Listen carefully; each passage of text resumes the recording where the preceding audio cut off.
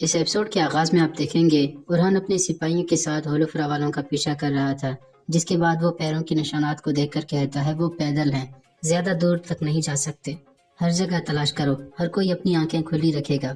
یہ سن کر کارالی کہتا ہے جیسا آپ کا حکم شہزادے۔ برہان کہتا ہے تم یہی ہو تیکفور کی بیٹی، میرے بہت قریب۔ دوسری جانب ہولوفرا اور اس کی خادمہ مسلسل بھاگ رہی تھی، جس کے بعد وہ رک جاتی ہیں اور ہولوفرا کہتی ہے میں جانتی ہوں کہ تم بہت ناراض ہو گے برہان، لیکن میں یہ تمہاری بھلائی کے لیے کر رہی ہوں۔ اس کی خادمہ کہتی ہے تھرانوس ابھی بہت دور ہے، ہمیں طویل سفر طے کرنا ہے شہزادی، ایسا لگتا ہے کہ رات ہمیں یہیں پر گزارنی ہوگی، ہمیں محفوظ جگہ تلاش کرنی ہوگی۔ ہولوفرا کہتا ہے چاہے کچھ بھی ہو جائے ہم رکیں گے نہیں، برہان ہمارا پیچھا کر رہا ہوگا۔ اسی دوران انہیں کوئی آواز سنائی دیتی ہے تو وہ دونوں چھپ کر اپنی تلواریں نکال لیتے ہیں۔ اسی دوران برہان وہاں پر آ جاتا ہے اور سمجھ جاتا ہے کہ پیڑ کے پیچھے کوئی ہے۔ جب وہ پیڑ کے قریب آ جاتا ہے تو ہولوفرا اس پر حملہ کر دیتی ہے، لیکن وہ ہولوفرا کے حملے کو روک لیتا ہے۔ برہان کہتا ہے تو تم مجھ پر حملہ کرو گی، چلو کرو تیکفور کی بیٹی۔ ہولوفرا کہتی ہے تم نے ہمیں تلاش کیسے کیا؟ برہان کہتا ہے میں بہت ڈر گیا تھا ہولوفرا، اگر تمہیں کوئی نقصان پہنچاتا تو؟ ہر طرف منگول ہیں، ہر طرف لٹیرے ہیں، تم نے اکیلے جانے کی جرات کیسے کی؟ ہولوفرا کہتی ہے تم نے میرے لیے کوئی چارہ نہیں چھوڑا تھا برہان۔ برہان کہتا ہے اچھا تو ایسی بات ہے۔ ہولوفرا کہتی ہے میں تمہارے ساتھ نہیں آؤں گی، میں تھرانوس جاؤں گی۔ یہ کہہ کر وہ جیسے ہی وہاں سے جانے لگتی ہے تو برہان اس کا ہاتھ پکڑ لیتا ہے اور کہتا ہے نہیں، تم میرے ساتھ آ رہی ہو، میں تمہاری آنکھوں میں دیکھ سکتا ہوں کہ تم مجھ سے پیار کرتی ہو، اب سے تمہارا تعلق کیسٹل سے ہے، میں تمہیں کہیں جانے نہیں دوں گا، چلو سپاہیوں کیسٹل کی طرف۔ ہولوفرا کہتی ہے برہان ایسا کرنا تمہارے لیے تباہی لائے گا، کیا تمہیں سمجھ میں نہیں آتا کہ میری خالہ جنگ شروع کرنے والی ہے؟ برہان کہتا ہے اگر وہ کرنے والی ہے تو جنگ شروع کریں، جنگ ہی وہ ہے جسے میں بہتر جانتا ہوں، تاہم اس جنگ میں صرف ایک ہی چیز غالب آئے گی اور وہ ہماری محبت ہوگی ہولوفرا۔ جس کے بعد وہ ہولوفرا کو اپنے ساتھ لے جانے لگتا ہے۔ یہاں عثمان صاحب اپنے سپاہیوں کے ساتھ مسلسل آگے بڑھ رہے تھے، دوسری جانب یعنی شہر کے تمام دروازے بند کر دیے جاتے ہیں۔ یہ دیکھ کر لوگ کہتے ہیں دروازے کیوں بند ہو رہے ہیں، کیا اب ہم یہاں پر قید ہیں؟ یہ دیکھ کر بالا خاتون کہتی ہے کسی کو بھی اس کی مرضی کے بغیر ہم یہاں پر نہیں رکھ رہے، پہلے آپ ہماری بات سن لیں تبھی دروازے کھلیں گے، جس کے بعد آپ جہاں چاہیں وہاں جا سکتے ہیں۔ ملون خاتون کہتی ہیں کئی بہنوں اور بھائیوں یہ اکٹھے ہونے کا وقت ہے، یعنی شہر کے بازار میں ہم آپ کی جان و مال کی حفاظت کریں گے۔ یہ سن کر ایک شخص کہتا ہے آج سوگوت پر حملہ ہوا ہے، کل یعنی شہر پر بھی ہو سکتا ہے۔ یعقوب صاحب بالکل ٹھیک کہہ رہے تھے، ہمیں جانا چاہیے۔ یہ سن کر بالا خاتون کہتی ہیں واقعی آپ کو اپنی جان کی فکر ہے، یا پھر آپ وہاں پر محصولات کی وجہ سے جانا چاہتے ہیں؟ جن کے پاس سب سے زیادہ سونا ہے وہ سب سے پہلے دروازے پر پہنچے۔ ملون خاتون کہتی ہیں اگر آپ سونے کے لیے اپنے مقصد سے پیچھے ہٹ جائیں گے تو آپ اپنے بچوں کو کون سا چہرہ دکھائیں گے؟ جس کے بعد وہ دکان پر موجود ایک شخص سے کہتے ہیں سلیم آغا آپ اپنا سامان کیوں نہیں اٹھا رہے؟ کیا آپ نے نہیں سنا کہ یعقوب صاحب کسی سے بھی ٹیکس نہیں لے رہے؟ یہ سن کر سلیم آغا سب کے سامنے آ جاتا ہے اور کہتا ہے ملون خاتون میری جان عثمان صاحب کی مقروض ہے، ہم نے وعدہ کیا تھا کہ اس راستے سے کبھی پیچھے نہیں ہٹیں گے۔ ملون خاتون کہتی ہیں بہت شکریہ سلیم آغا، آپ جیتے رہیں۔ پھر وہ کہتی ہیں آپ سب کا اس کے بارے میں کیا خیال ہے؟ کیا آپ عثمان صاحب اور مرحوم ارطغرل غازی سے وفاداری کے مرہون منت نہیں؟ آپ سب کیوں بھٹک رہے ہیں؟ بالا خاتون کہتی ہیں ہمیں جو کہنا تھا وہ ہم نے کہہ دیا، دوستوں کے لیے دل میں جگہ ہے اور دشمنوں کے لیے دروازہ کھلا ہوا ہے، سپاہیوں دروازے کھول دو۔ یہ کہہ کر خواتین وہاں سے جانے لگتی ہیں، جس کے بعد رات کا وقت ہو جاتا ہے۔ یعقوب اپنے خاندان والوں کے ساتھ کھانا کھا رہا تھا اور کہہ رہا تھا کیا ہولوفرا کی خالہ کی طرف سے کوئی خبر آئی ہے خاتون؟ سعادت خاتون کہتی ہیں نہیں، آج ہولوفرا بازار میں بھی نظر نہیں آئی، ہمیں اس کی جانچ کرنی چاہیے، اسے تنہا نہیں چھوڑنا چاہیے۔ یعقوب کہتا ہے آپ ٹھیک کہہ رہی ہیں، ہمیں اس پر نظر رکھنے کی ضرورت ہے۔ محمد کل جا کر دیکھو کہ ہولوفرا کیوں نہیں آئی۔ محمد کہتا ہے آپ بے فکر ہو جائیں بابا، میں دیکھتا ہوں۔ سعادت خاتون کہتی ہیں محمد اور ہولوفرا کی شادی کے بعد گونجا کی باری ہے۔ یہ سن کر گونجا کہتی ہے ابھی اس میں وقت ہے والدہ۔ یعقوب کہتا ہے اس کا کیا مطلب ہے؟ کیا آپ نے گونجا کے لیے کسی کو پسند کر لیا ہے؟ سعادت خاتون کہتی ہیں کوئی ہے جو گونجا سے نظریں نہیں ہٹا سکتا۔ یہ سن کر محمد کہتا ہے کون ہے وہ والدہ؟ سعادت خاتون کہتی ہیں علاؤالدین صاحب۔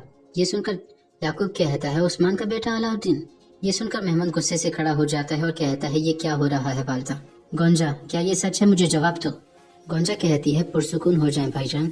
سعادت خاتون کہتی ہیں اپنی بہن سے ایسے بات مت کرو محمد، گونجا اس بارے میں کچھ بھی نہیں جانتی۔ یہ واضح ہے کہ علاؤالدین کو گونجا سے محبت ہو گئی ہے، وہ آج یا کل خبر بھیجیں گے۔ محمد کہتا ہے ایسا نہیں ہو سکتا، میں عثمان کے بیٹے سے اپنی بہن کی شادی نہیں کرواؤں گا۔ کیا آپ سن رہے ہیں بابا؟ میری والدہ عثمان کہہ رہی ہے عثمان۔ آپ کیا کریں گے؟ کیا میری بہن کی شادی علاؤدین سے ہونے دیں گے؟ یعقوب کہتا ہے جو سوال پوچھا ہی نہیں گیا اس کا جواب کیسے دوں؟ عثمان کو آنے دو اور اس کا سوال پوچھنے دو، پھر وہ جواب بھی سن لے گا۔ ابھی کے لیے اسے بھول جاؤ، یعنی شہر کے بازار میں کل کوئی بھی دکان نہیں کھلے گا۔ آپ تمام تاجروں کو سرحدی بازار لائیں گی۔ سعادت خاتون کہتی ہے آپ بے فکر ہو جائیں جناب، ہم اس مسئلے کو حل کر لیں گے۔ یعقوب کہتا ہے یہ فریضہ میں تمہیں سونپتا ہوں گونجا، تم یہ کام کرو گی۔ گونجا کہتی ہے جیسا آپ کا حکم بابا۔ اسی دوران قائماز اجازت لے کر اندر آ جاتا ہے اور کہتا ہے میرے سلطان گوکلو خان آیا ہے۔ یہ سن کر یعقوب پریشان ہو جاتا ہے۔ یا عثمان صاحب اپنے سپاہیوں کے ساتھ کرگاہ پر موجود تھے۔ بوران کہتا ہے جیسا کہ آپ نے حکم دیا تھا جناب، اور آج صاحب اپنے سپاہیوں کے ساتھ تیار ہیں، وہ کسی بھی حملے کا سامنا کر سکتے ہیں۔ کنور کہتا ہے سلور صاحب اور ان کے سپاہی بھی جنگل میں موجود ہیں، وہ بلجک اور یعنی شہر پر حملہ ہونے کی صورت میں موجود ہیں۔ عثمان صاحب کہتے ہیں ابھی تک تو ہم نے انہیں روک رکھا ہے، لیکن وہ اس وقت تک نہیں روکیں گے جب تک شہزادی کو حاصل نہیں کر لیتے۔ ابھی جو سپاہی تیار ہیں انہیں امرحان کے پاس بھیج دو۔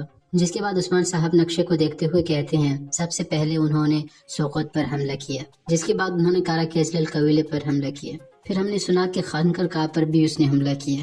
اب یہ واضح ہے کہ وہ دومن کی طرف جائیں گے، جہاں پر وہ بوڑھوں اور بچوں کو نشانہ بنائیں گے۔ اسی دوران طلائع وہاں پر آ جاتا ہے۔ کنور کہتا ہے کہو طلائع۔ طلائع کہتا ہے مزید 50 جنگجو تیار ہیں جناب۔ کنور کہتا ہے ان سے کہو کہ طلوع آفتاب سے پہلے ہم انحصار کے لیے نکلیں گے۔ بوران کہتا ہے میں سپاہیوں کو تیار کروں گا اور راتوں رات دومن کے لیے نکل جاؤں گا۔ عثمان صاحب کہتے ہیں نہیں، ہم طلوع آفتاب کے وقت جائیں گے، میں آپ کو بتاؤں گا کہ ہمیں کب اور کیسے حملہ کرنا ہے۔ پھر عثمان صاحب بوران کے قریب آ جاتے ہیں اور کہتے ہیں تم جنگ میں ہمارے ساتھ نہیں آؤ گے، تم شہزادی کو لے جاؤ گے بوران۔ ترکوں کی آزادی کے لیے شہزادی کا ہمارے پاس ہونا بہت ضروری ہے۔ بوران کہتا ہے جیسا آپ کا حکم، یہ کہہ کر وہ وہاں سے چلا جاتا ہے۔ یہاں طلائع چھپ کر کرگاہ سے باہر آ جاتا ہے اور کسی جانور کی آواز نکالنے لگتا ہے، جس کے بعد جواب میں بھی کسی جانور کی آواز آتی ہے، تو وہ ایک خط تیر کے ذریعے اس کی طرف پھینک دیتا ہے۔ یہاں گوکلو خان یعقوب کے پاس موجود تھا اور کہہ رہا تھا تم آداب جانتے ہو سلطان یعقوب، تم تخت پر نہیں بیٹھے۔ یعقوب کہتا ہے لیکن میں نے تمہیں خوش آمدید بھی نہیں کہا امیر۔ گوکلو خان کہتا ہے میری شہزادی کہاں ہے؟ یعقوب کہتا ہے اگر تمہیں معلوم ہوتا کہ شہزادی میرے پاس ہے تو تم سغوت پر نہیں بلکہ کتاہیہ پر حملہ کرتے۔ گوکلو خان کہتا ہے ہم دونوں جانتے ہیں کہ شہزادی کس کے پاس ہے، عثمان ہم دونوں کا دشمن ہے۔ یعقوب کہتا ہے تم ٹھیک کہہ رہے ہو، لیکن ایک فرق کے ساتھ، تمہارا دشمن میرا رقیب ہے۔ گوکلو خان کہتا ہے تو تم اس طرح کچلے جانا چاہتے ہو یعقوب؟ یعقوب کہتا ہے نہ میں کچلتا ہوں اور نہ ہی کچلا جاتا ہوں، کیا تم عثمان کو کچلنے کی طاقت نہیں رکھتے؟ یہ سن کر گوکلو خان کہتا ہے تمہارے جیسے 100 سلطان میری خدمت میں ہیں سلطان یعقوب، وہ سب موصولات دیتے ہیں اور ہماری اطاعت کرتے ہیں، وہ سب خاموش ہیں، اپنا سر اونچا مت کرو، تمہاری کوشش ناکام ہو جائے گی، تم جانتے ہو کہ تمہارے پاس ہمارے خلاف لڑنے کی کوئی طاقت نہیں ہے۔ یعقوب کہتا ہے تم ٹھیک کہہ رہے ہو۔ گوکلو خان کہتا ہے اگر تم ہم سے ڈرتے ہو تو تم ہمارے دشمن نہیں ہو، اب میری بات کو غور سے سنو، تم مجھے شہزادی لا کر دو، میں الہانی ریاست کے تمام موصولات تمہیں معاف کر دوں گا۔ یہ کہہ کر گوکلو خان کھڑا ہو جاتا ہے اور کہتا ہے اچھی طرح سوچ لو، اس کے بعد وہ وہاں سے چلا جاتا ہے۔ یعقوب کہتا ہے منگول کتا۔ دوسری جانب عثمان صاحب کی قرارگاہ پر مشق جاری تھی۔ ترحان بغیر کسی ہتھیار کے ایک سپاہی کا مقابلہ کر رہا تھا، جس کے بعد اسے شکست دے دیتا ہے۔ یہ دیکھ کر عثمان صاحب اس سپاہی کے پاس آ جاتے ہیں۔ وہ سپاہی کہتا ہے میں تیار ہوں عثمان صاحب، جنگ کرنے کے لیے میں تیار ہوں۔ یہ سن کر عثمان صاحب کہتے ہیں ماشاءاللہ۔ پھر وہ کہتے ہیں ادھر دیکھو سپاہیوں، یہ دل آپ سب کے پاس بھی ہے، جب یہ گرتا ہے تو کھڑا ہو جاتا ہے، کسی بھی صورت میں شکست قبول نہیں کرتا، بس وہ دل جو صرف جنگ کے لیے دھڑکتا ہے، یہی دل آپ سب کے پاس ہے، یہی ہمیں باقیوں سے مختلف کرتا ہے۔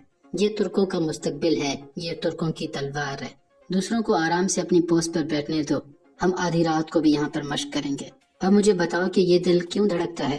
ایک سپاہی کہتا ہے جہاد کے لیے۔ عثمان صاحب کہتے ہیں تم بتاؤ۔ دوسرا سپاہی بھی کہتا ہے جہاد کے لیے۔